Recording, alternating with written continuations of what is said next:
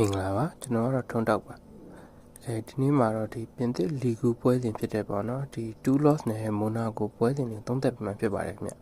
ဒီည2:15လောက်မှာပေါ့နော်ဒီနှစ်သင်းတွေ့ကြမှာဖြစ်တယ်ခင်ဗျဒါပေမဲ့2 loss ဖြစ်တဲ့ဒီအင်္ဂွင်းအသင်းဘက်ကိုကြည့်မယ်ဆိုလို့ရှိရင်ပေါ့နော်ဒီစောခဲ့တဲ့ပွဲတွေတိုင်းမှာဂိုးပြတ်တွေနိုင်ခဲ့တာလည်းရှိတယ်ဗျမိုနာကိုဘက်ကနေကြည့်မယ်ဆိုပြန်ရင်လည်းမိုနာကိုကတော့ဒီ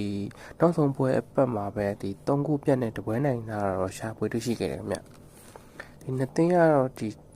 ခြေစွမ်းကတော့တူနေတဲ့အနေအထားမှာရှိတယ်ပေါ့နော်ဒီ2လောကအဆင့်8နေရာဆိုပေမဲ့လည်းဒီ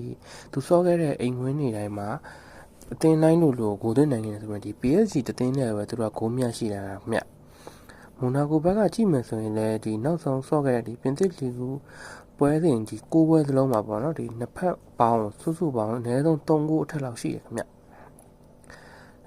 ပြီးတော့ဒီပောက်ကြေးရလဲဒီအခုလက်ရှိမှာဒီ 3+50 ဆိုပြီးပေးတာခင်ဗျ3လုံးသွင်းရင်ပြန်50နိုင်မယ်ဆိုပြီးကြည့်ပေးထားတယ်ပေါ့အကုန်လုံးကတော့ဒီပွဲကိုအောင်မယ်ဆိုပြီးသုံးသက်တယ်ခင်ဗျဒီပုံမှန်ဆိုလို့ရှိရင်ပေါ့နော်ဒီ2 loss ဘက်ကနေကြည့်မယ်ဆိုလို့ရှိရင်လည်းအိမ်ခွင်းဘက်ကနေတာတဲ့ပြီးတော့မှတွင်းကိုတွေလည်းအများဆုံးယူနိုင်တဲ့အသင်းဖြစ်တယ်လို့မျိုးဒီဘက်ကမိုနာကိုဘက်ကကြည့်မယ်ဆိုလို့ရှိရင်လည်းဒီဆော့ခဲ့တဲ့ပွဲတွေတိုင်းမှာ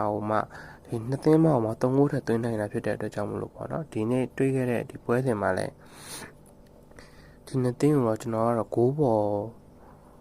မယ်လို့ပဲယုံကြည်ရမြဒီ body ဆိုရင်တော့ပေါ့နော်ဒီ2 loss နဲ့မိုနာကိုပို့ကြရဆိုရင်မဲ့လည်း2 loss အင်္ဂွင်းဖြစ်နေတာမို့လို့ပေါ့နော်မိုနာကိုတော့မယုံကြည်ရဘူးဗျအဲ့ဒါကြောင့်မလို့ကျွန်တော်အနေနဲ့ကတော့ဒီညအတွက်ကတော့ဒီဂိုးပေါင်းဖြစ်တဲ့ဂိုးပေါ်ကိုပဲဆက်လက်ရွေးချယ်မှာခင်ဗျဘက်ကမယ်ဆိုလည်းရရခင်ဗျမှန်ကန်တဲ့ရွေးချယ်မှုလေးဖြစ်ပါစေလို့ပဲမျှော်လင့်လိုက်ပါတယ်ခင်ဗျ